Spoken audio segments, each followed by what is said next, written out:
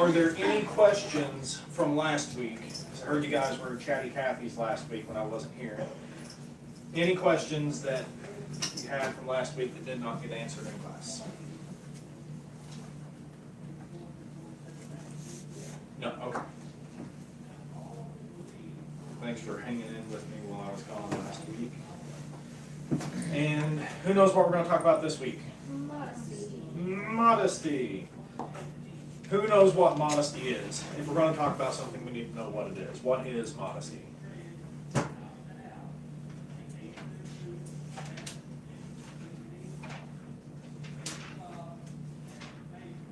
The act of being moderate. Okay, the act of being moderate.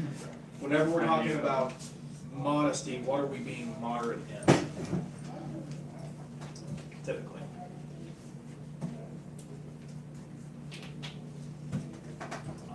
Ourselves and our abilities. Okay, depends on the context of what we use to do, right? If we're talking about modesty in clothing, that's completely different than talking about modesty. If someone says you're the best, and you go, no, I'm just okay. I'm not the best. Oh, you're being so modest. All right, that is modesty, but not in the general sense that we think of in the church whenever we talk about modesty. But for the purpose of the class, what we're going to talk about when we talk about modesty in class this week and for the rest of our lives, hopefully, instead of just thinking of modesty as clothing, I want us to think of it as an attitude. Okay? Because modesty is not just the clothes that you put on your body. That seems to always be what it boils down to. And we're going to talk about clothes this week and what to wear and what not to wear and what other people are wearing and how it doesn't matter and that it does matter at the same time. We need to realize that it's not just the clothes we put on our body. Modesty is the attitude with which we approach clothing ourselves. In this sense of what we're talking about. And for the purpose of class, this is how we're going to define modesty. Not seeking to draw attention to ourselves. Because whenever you think of a modest dress, for instance, you can have the most modest grandma dress ever that goes all the way down past the wrist into the bottom of the hand, all the way down to where it's sweeping the carpet. And if she has a message on the tail end of that dress that covers the whole portion of her body, but it draws attention to certain parts of her body, that can still be immodest. Even though technically everything that we want covered is covered, because it draws attention to certain parts of her in an unnecessary way, that could still be immodest. It's not just covering up the right parts, it's not drawing attention to ourselves. Now the opposite of that is immodest, right? Simply not modest. And in this case, with the definition we're using, modesty or immodesty is drawing unnecessary attention to ourselves. So whenever we think of drawing unnecessary attention to ourselves, what are the two extremes of how we can do that?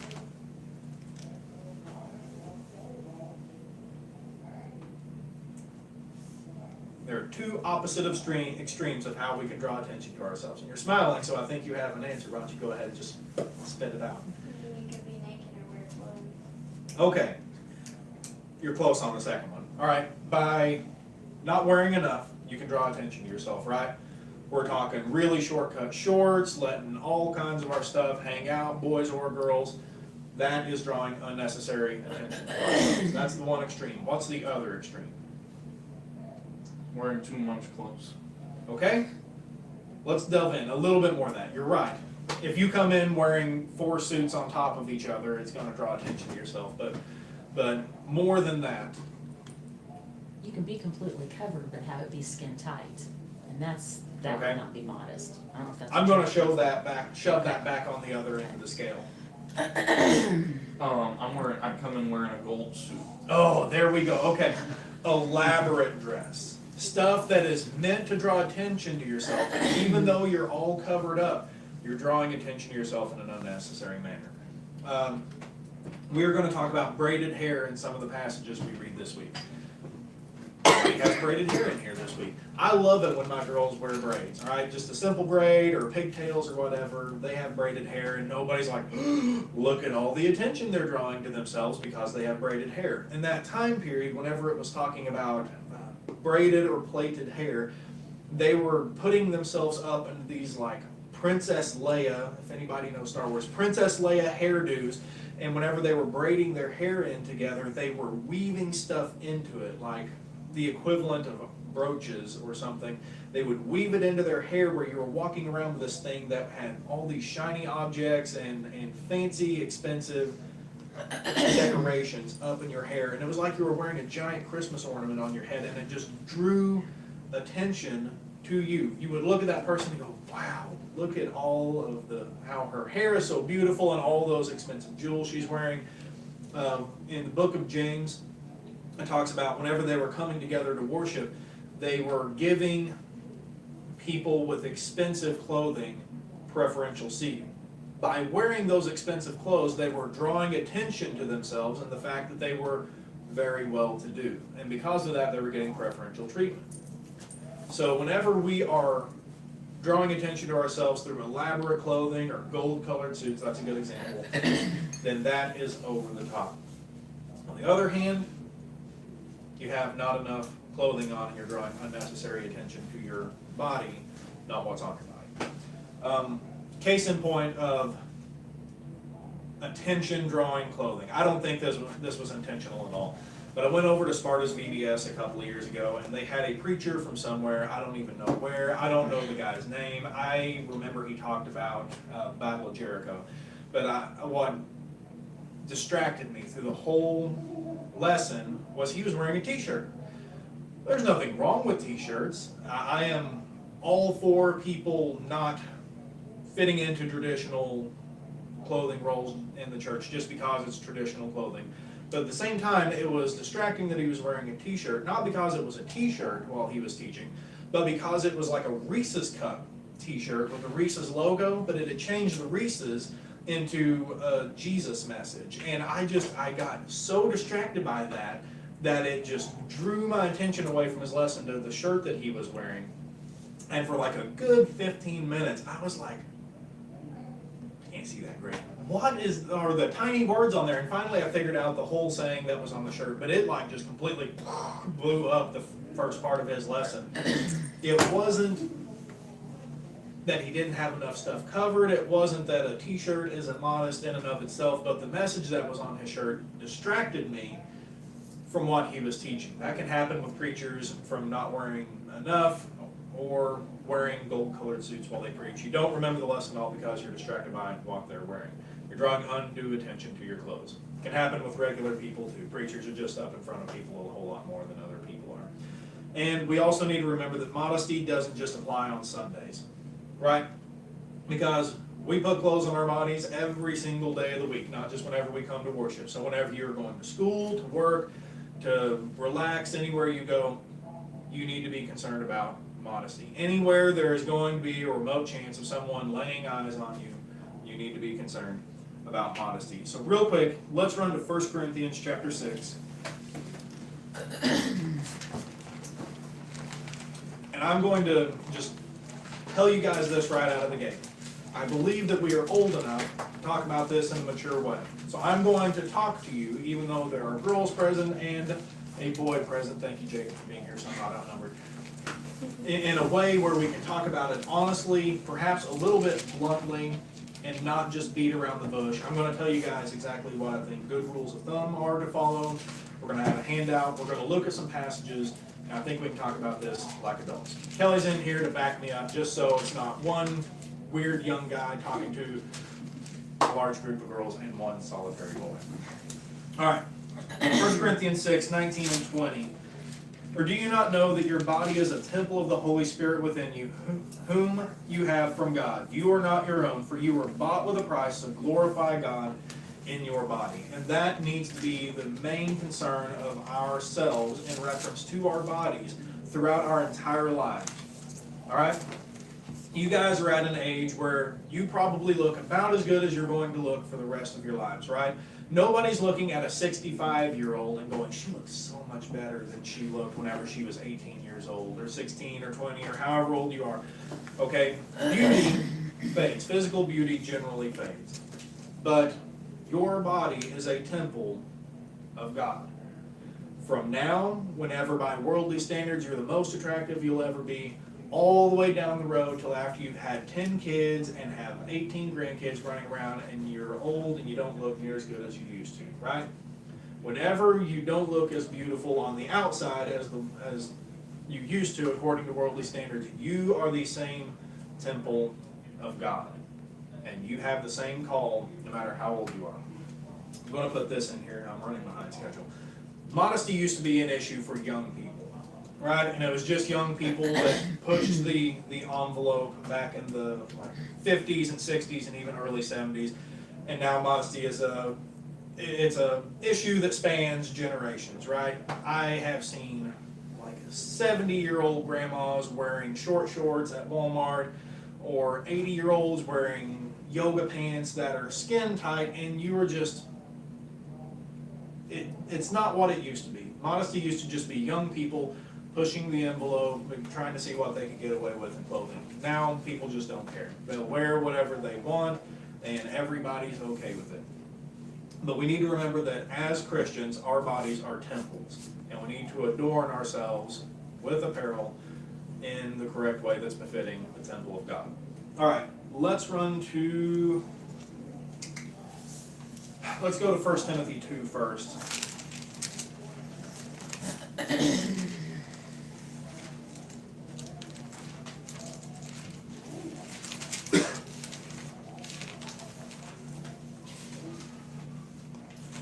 All right, 1 Timothy 2, we're going to read 9 and 10. This is mainly for women.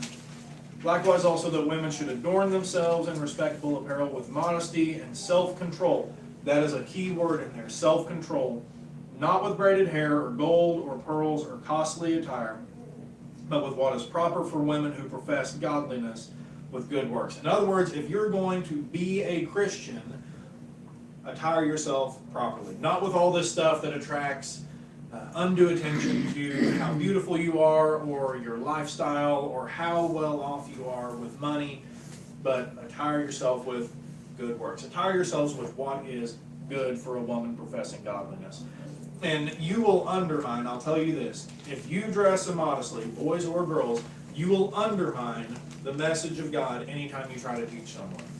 Because they're going to be distracted from the message, first of all, and you've undercut it right off the bat. It has no legs to stand on because you're hypocritical and that you are not adorning yourself in a way befitting godliness. So any message of godliness you teach anybody on has no leg to stand on. It's already hamstringed right out of the gate. It will not stand up. And let's run to 1 Peter.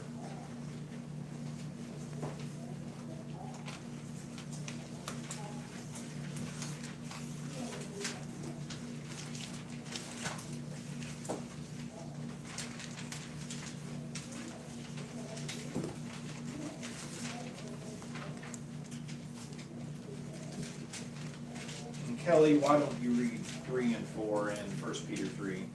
Do not let your adornment be merely outward, arranging the hair, wearing gold, or putting on fine apparel. Rather, let it be the hidden person of the heart with the incorruptible beauty of a gentle and quiet spirit, which is very precious in the sight of God. Okay, this is addressed to wives specifically. But look at that key part in verse 4. Let your adorning be the hidden person of the heart with the imperishable beauty of a gentle and quiet spirit. It's imperishable is how the ESV puts it. I can't remember what you're saying. Incorruptible. Incorruptible, okay. Same thing essentially. Incorruptible, it can't be corrupted. Like we were talking about earlier, whenever your body is deteriorating and you're getting old and you're not attractive as much as you used to be by worldly standards, the beauty that you have as a Christian is incorruptible. And if a man is drawn to you just because of how you look and how you flaunted your body, and he was attracted to your body rather than your godly spirit, he's not going to care about you whenever you're down the road and you don't look the way you used to. He can trade you in for a younger model.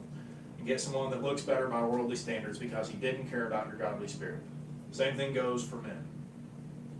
All right. Verse 2 on that I think is really important too. Yes. Because it says when they observe your chaste conduct, and I think that is showing that modesty is also your behavior, Absolutely. not just what you were saying earlier. So. Absolutely. Okay. All right, for the sake of time, let's go ahead and get into our handout.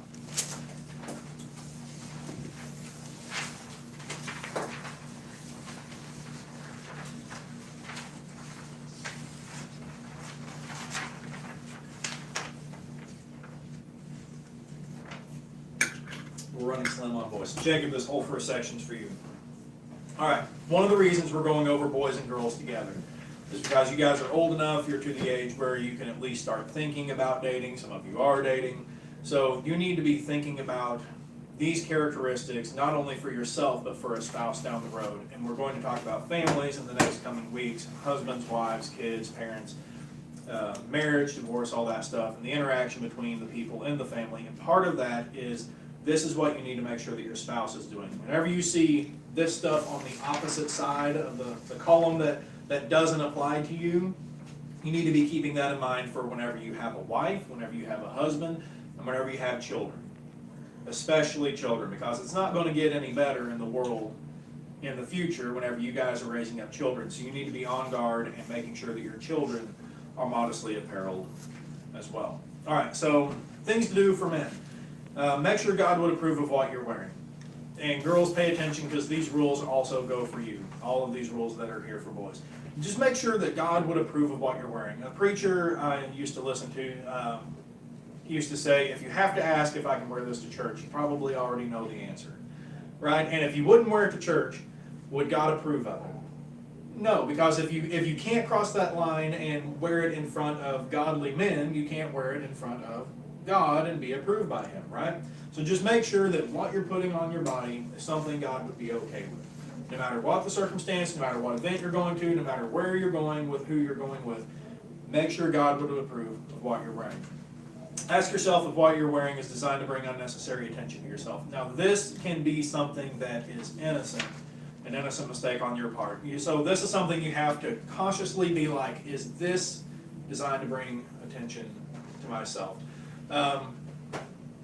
Like I was talking about, the t-shirt that had the message across it that was distracting during the lesson, the t-shirt itself, there's nothing wrong with wearing an orange t-shirt. It wasn't super tight fitting or drawing unnecessary attention. I mean, it was orange, so it was bright, but the message that was on it was distracting. It was bringing unnecessary attention there. So just make sure what you're wearing is not designed to bring unwarranted attention to yourself. I'm not saying you can't wear t-shirts with design logos, just make sure that they're appropriate and that they're not drawing unnecessary attention to wrong parts of your body.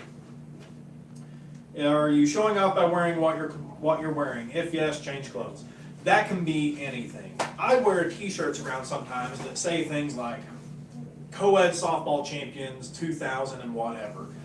That's not bringing unnecessary attention to myself because I'm the most awesome softball player ever because it's a really weak and competitive league that I want that shirt in. But we can wear shirts that show off how amazing we are, right? That give off an air of superiority. We can wear all kinds of clothes. The gold suit that Jacob was talking about, are you showing off? Are you wearing embroidered jewelry in your hair to show off your lifestyle? If yes, don't do that. Things not to wear for boys. Girls, keep this in mind for your boys down the road or for your husbands. Wife beaters. I like wife beater shirts, the tight-fitting white tank top shirts, but they aren't meant to be worn out there as an appropriate cover because it does absolutely nothing except just cover up a little bit. You can see everything that's there with a wife beater, and so it's just nothing but a teensy little barrier between you and being naked. Sleeveless t-shirts with big holes in the side. There's not even a point of wearing these really because they show off everything front and back. You just have your shoulders covered up here essentially. So don't wear t-shirts with gigantic holes in the side. I was gonna say, as far as wife beaters go, sometimes I wear those to bed. Is that okay? Are there other people looking at you while you're in bed? I don't know. You're probably good. Or just around the house. Yeah, you're good. Okay. And again, we have to be thinking of, is this going to draw attention to me? If you're going to bed and someone's staring at you and your clothes are drawing attention to them, then you got a bigger issue there because somebody's staring at you while you're going to bed, right? Well, and obviously, in a marriage situation, Right, there's nothing wrong with a husband and wife seeing one another, okay? right. There's Okay. everything right with that, okay? But not otherwise, Out in okay, public, right. yes. So they're talking about, this is all. Not your talking about, children. like, public, like if you're trying to draw Yes. unnecessary attention. Because, I mean, if we took this to the extreme that you could never wear any of this stuff, then you would be wearing shirts in the shower.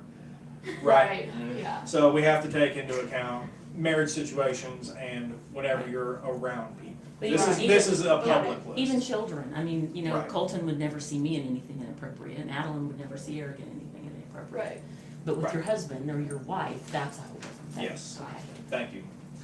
All right, baggy pants with your underwear hanging out. God made belts for a reason. Might as well use them. Short shorts. I throw this one in here simply because I don't understand why, but there has been a transfer of who it's okay to wear short shorts on from back in the 70s and 60s and 80s where boys were wearing the equivalent of underwear while they were playing basketball. Like, I don't understand how that was ever on somebody's okay list. Just because you're a boy and you're wearing short shorts doesn't make that okay because you're showing off pretty much everything right up to your crotch. So if for some reason that ever swings back into style, don't go along with that trend. My high school track shorts made me uncomfortable. Mm-hmm. They were just too short. Yep. Skin tight blue jeans. There is a Babylon Bee article. I've got enough time to throw this in. There's a Babylon Bee article out there talking about worship leaders, male worship leaders, being able to hit high notes only because of how tight their skinny jeans were. Right? I don't understand how this got to be a thing, but skinny jeans are in for guys. Don't wear skin tight blue jeans that show off everything you have. Any shirt with an inappropriate message. T-shirts can be, I mean, they're modest, right? They are essentially a button-up shirt, only without the buttons. But you can slap any message you want on there to make it completely inappropriate. Make sure that what you're wearing is not an inappropriate message. I used to have a T-shirt that I did not realize had an inappropriate message on it. And I did not realize it was inappropriate until I didn't know I was going to be helping serve the Lord's Supper one Sunday, and I happened to just have that T-shirt on. And someone told me about it later, and it finally clicked that I'd been wearing an inappropriate T-shirt that Mom and Dad didn't get either for like 2 years. So make sure what you have on your shirt is appropriate.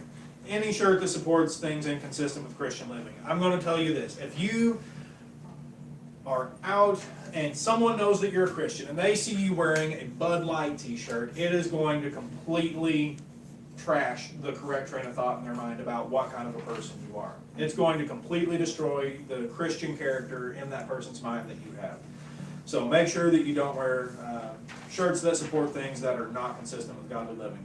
No shirt. I don't understand, I'll go ahead and throw this in there. I don't understand why there's a magical barrier where it's okay whenever you go swimming to wear stuff that you would never wear at any other time. Like there's some magical barrier in society, and I talked about this with the editor of the Christian County paper one time about, they were talking about modesty for some reason in the paper, and I got into a Facebook discussion, not even a debate really, about why there's a magical line and with swimming, and she said there's just a cultural distinction.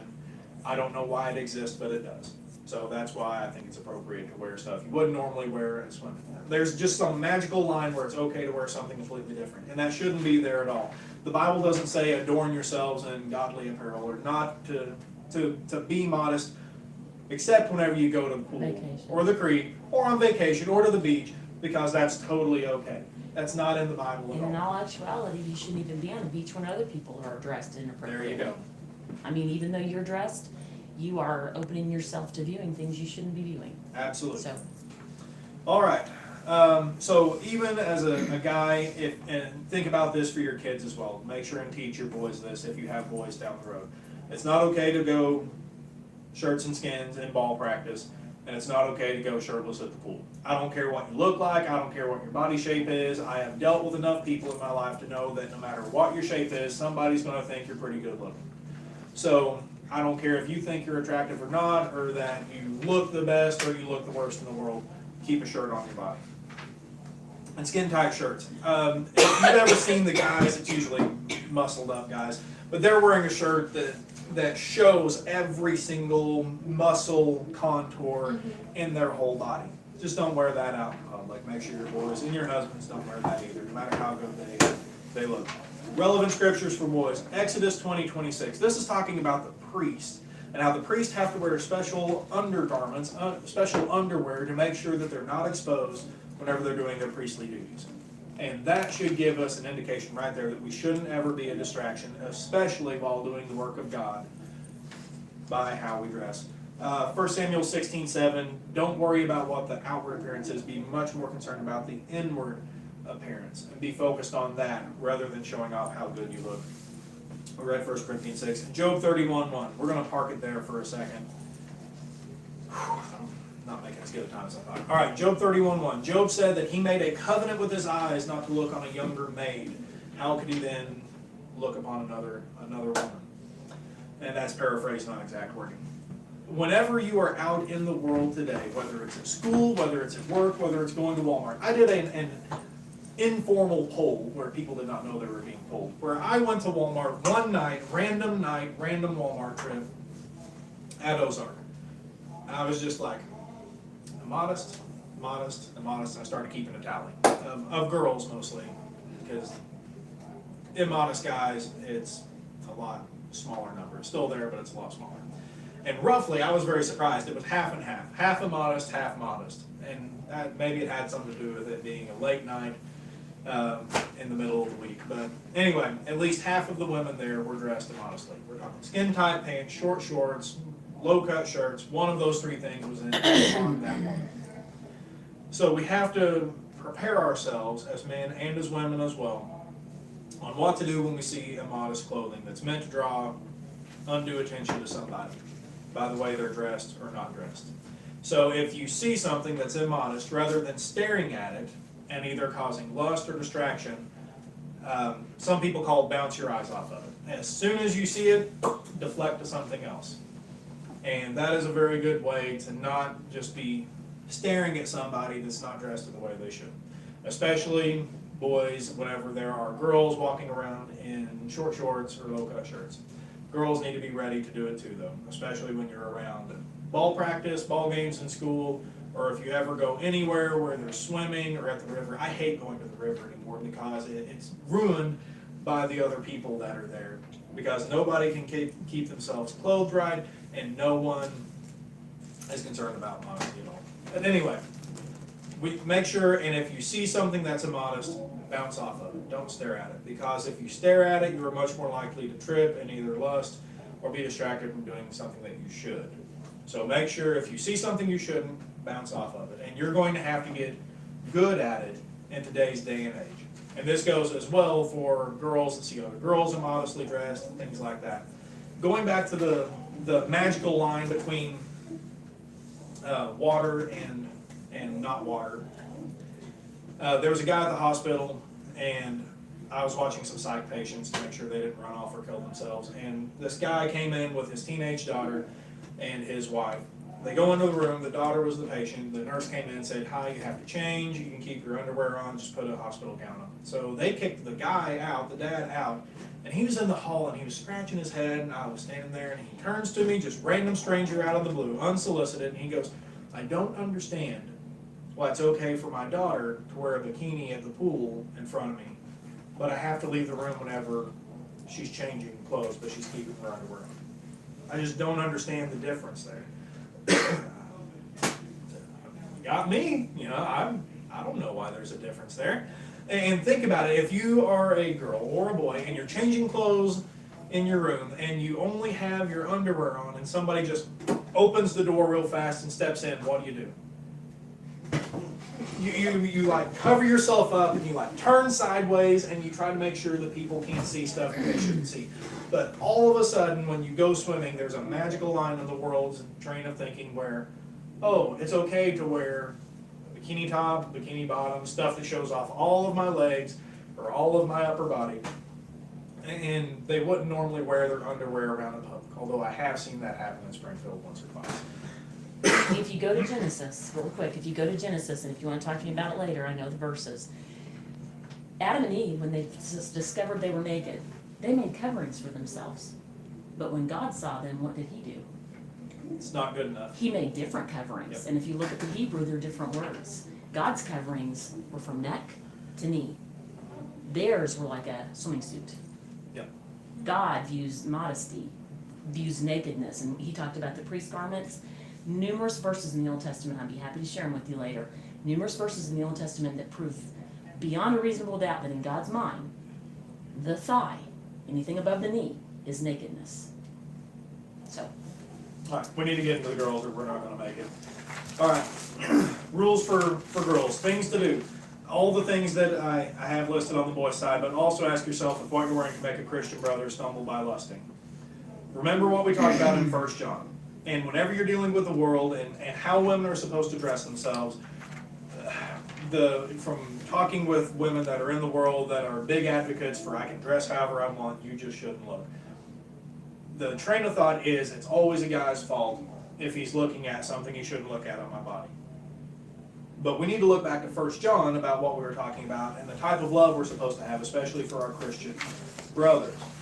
Remember that is agape love, which is self-sacrificing love. So if you're not willing to sacrifice what you wear for the sake of your Christian brothers and sisters too that might be struggling with looking at other women too, because that happens today too in our world, we need to re-examine our heart and how we are interacting with our Christian brothers and sisters, who we're putting first.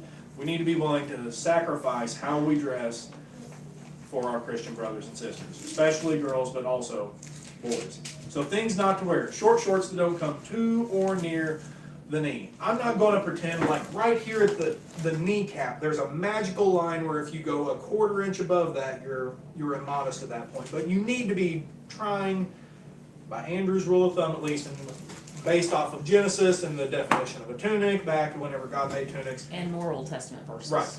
I think the kneecap is a really good starting point. At least try to hit that kneecap. So essentially, short shorts, whether it be volleyball shorts, swimming shorts, track shorts, track shorts, cut-off shorts, anything, if you don't get in the general vicinity of the top of your kneecap, you should probably not wear it. Dresses that don't come to or near the knee. Yoga pants or tights. I don't understand yoga pants at all. You might as well spray paint your legs and walk outside. Skin tight blue jeans or pants. Blue jeans are not magically okay just because they're blue jeans. If you're wearing them and they are just as tight as yoga pants, they are still too tight, they are still too modest. Just because you have something technically covering it doesn't mean that you aren't showing off every single contour of your body. You need to be mindful of what others can see. Flashy designs on pants pockets. This is one that just slips by sometimes out of the radar. But if you turn around and you have pants pockets on the back of your blue jeans and you have this super flashy, sparkly design that glitters and it draws your eyes to the tail end of your body, then you probably shouldn't wear them because they're distracting and they're meant to bring your eyes down to your buttocks. Any low-cut shirt.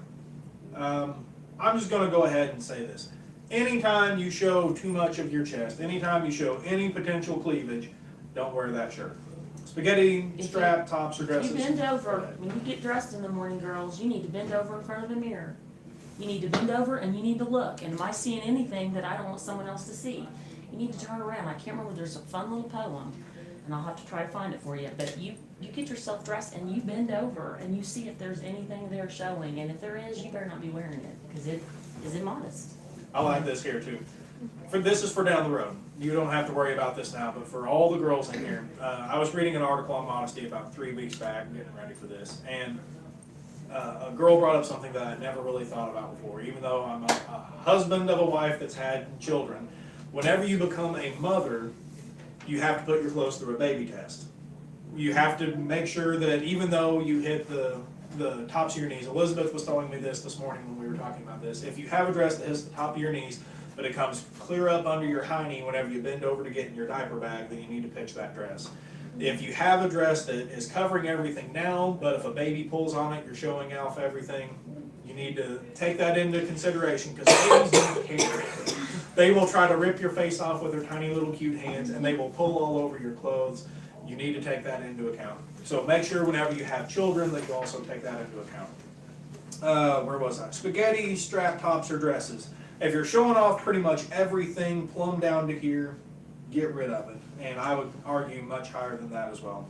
Anything exposing your midriff. It blows my mind that prom dresses went through their own issue in and of themselves. Prom dresses magically became two-piece attire somewhere between whenever I was a kid and now. Just don't show off this, right? Don't show off any of this that you don't have to unless you're married and you have a husband and he's the only one around. Any two-piece swimming suits. Like I was talking earlier, the guy didn't understand why there was a difference between underwear and a bikini because one was meant to go in the water and one wasn't. Just don't do it for all the right reasons. It shows off way too much. Any one-piece swimsuit that is form-fitting and or doesn't come to or near the knee. Reading a Modesty article, and I don't understand why men don't talk about modesty more, but it seems like women write every modesty article in existence pretty much on the internet.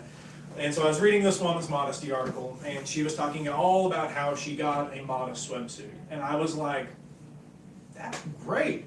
And then she threw in a picture of her modest swimsuit, and I was like, that's awful. That's not modest at all. Just because you cover this section pretty good and you leave all of your legs hanging out, it's not modest. So pretty much anything that's meant from the world to be used in swimming can't be used. If you want to go swimming and you're that passionate that you have to go near the water, make sure that you're wearing, probably the safest bet is long shorts and a t-shirt, at least. Any shirt that draws undue attention to your chest. Just because it's a t-shirt, like we were talking about earlier, you do not want something that has a bright, sparkly message. I'm comfortable enough with you guys to talk with you about this. If you have a bright, sparkly message across your chest, it's going to draw undue attention to your chest, which is not something that the other guys around here should be having their attention drawn to. Relevant scriptures. Let's run to Proverbs 11:22. This is one of my favorites. And Eric is going long, thankfully, because we had time to fit this in. Somebody run to Proverbs 11:22 and go ahead and read that for us. Like a gold ring in a pig's snout, it is beautiful. It is a beautiful woman without discretion. All right. So a gold ring is something that is beautiful, right? It's something that is valued, but whenever you put it into a pig's nose, it is wasted and it's disgusting. Like nobody would want anything to do with a gold ring in a pig's nose after it's been in a hog's nose. So if you have a woman who is designed by God, no matter whether or not you think you're beautiful based on the world standards, you are made in the image of God, and that should give you peace and comfort in and of yourself. In and of itself. But do not abuse your value by doing something that is not God's will, if we want to put it that way. So don't be a gold ring in a hog's nose. Don't be a beautiful woman that does not dress appropriately or draws undue attention to herself. And let's run to Romans chapter 14.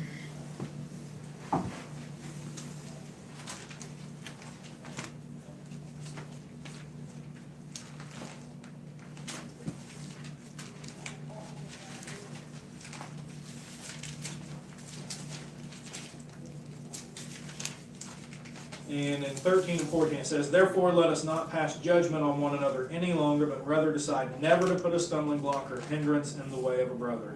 I know and am persuaded in the Lord Jesus that nothing is unclean in itself, but it is unclean for anyone who thinks it is unclean." He's talking about meat here offered to idols, things of opinion, but we need to carry this principle over to how we dress as well. And we need to make sure that we are not putting a stumbling block in front of our brother, but we need to have that self-sacrificing love for one another and for people in the world as well, by making sure that we are not drawing undue attention to ourselves through elaborate dress, but especially through not enough dress. I will tell you guys this too. I failed miserably on like half the things on the boys' side of the list when I was young. I was dumb. I didn't really care as much what the Bible had to say about modesty. And looking back now, I am completely and utterly ashamed of how I handle myself through a good chunk of years, through my teenage years and into my early 20s. So I want you guys to do better than I did and be thinking about this now and for the rest of your life as well. Be thinking about it whenever you're going to school, whenever you're going to work, whenever you're going out to play. Have this in the forefront of your mind. And I'll tell you this too. If you think there's a chance that you haven't been doing this, go through your closet and pitch the stuff that's borderline.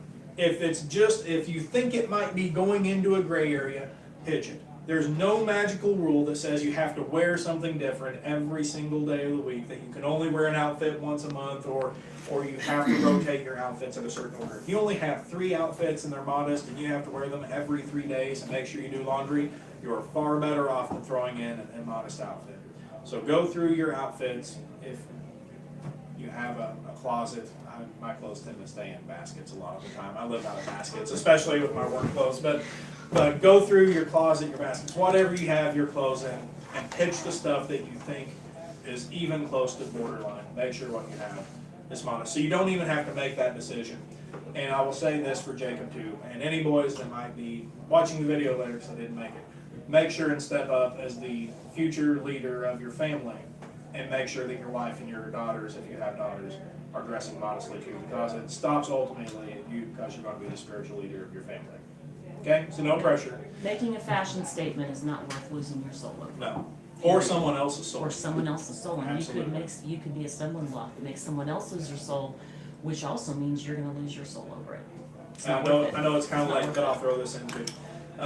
As much of an issue as modesty has been throughout all of human history, we need to take into account the culture that we live in and the rampant pornography use that is used both by people in the world and people in the church as well that are struggling with it. So if you have someone that's struggling with pornography and you throw in someone that is immodestly dressed, I can guarantee you they're going to struggle with that.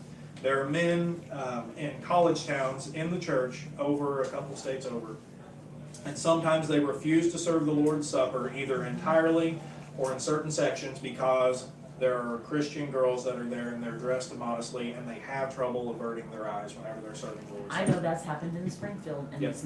it was not teenage girls, it was grown women. Yep. Should know better. Yep. It's a sad, So- sad common. We need to take into account how much we love God and how much we love our brothers and sisters, and be self-sacrificing in the way we dress. Does anybody have anything else? All right. Thank you.